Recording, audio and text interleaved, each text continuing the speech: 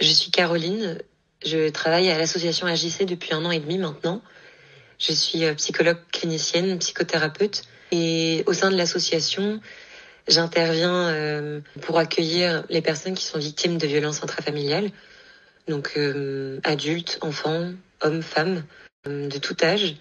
Et à l'association, j'interviens en soutien psychologique, j'interviens aussi en positionnement, donc ça va être si une personne est encore en contact avec une personne agresseur, comment est-ce qu'on se positionne s'il y a des échanges écrits, s'il y a des échanges au téléphone. Aider vraiment au cas par cas pour trouver ce qui peut correspondre au mieux à la personne victime pour qu'elle puisse petit à petit être moins impactée par ces échanges-là, quitte à trouver un moyen pour que ces échanges se fassent le moins possible. Aussi un positionnement pour intervenir s'il y a une communication à faire, s'il y a des enfants par exemple, pour leur expliquer la situation. Le soutien psychologique que je fais, que je pratique, il va surtout s'inscrire dans ce qu'on appelle la confiance en soi, l'estime de soi, l'affirmation de soi. Comment est-ce que je peux exprimer mes besoins, je peux exprimer mes attentes, ma demande à l'autre, tout en ayant cette confiance en mes ressentis et en mes limites. Donc ça va être tout un travail dans l'ici maintenant, des rendez-vous que j'organise, des séances, des tutorats, ce qu'on appelle tutorat à l'association.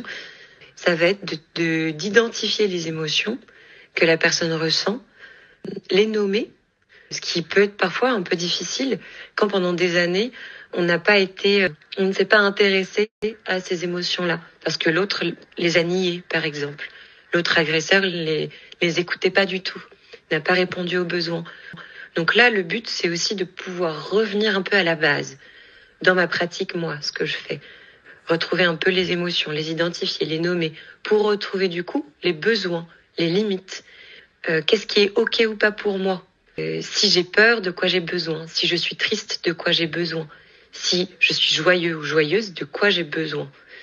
Et du coup, trouver aussi une manière de le communiquer, une manière de l'expérimenter à travers ces tutorats, qui crée comme un endroit, un espace bienveillant, non jugement, dans l'acceptation inconditionnelle, et qui permet, en tout cas c'est dans un espace que je co-construis avec cette personne et ces personnes qui font appel à l'association, un espace qu'on co-construit pour expérimenter ensemble, retrouver de nouvelles interactions possibles et donc pouvoir les extérioriser dans un environnement plus global qui permet du coup à la personne de pouvoir retrouver des interactions avec ses proches, des nouvelles rencontres peut-être plus saines, plus adaptées et qui lui permettent de s'épanouir.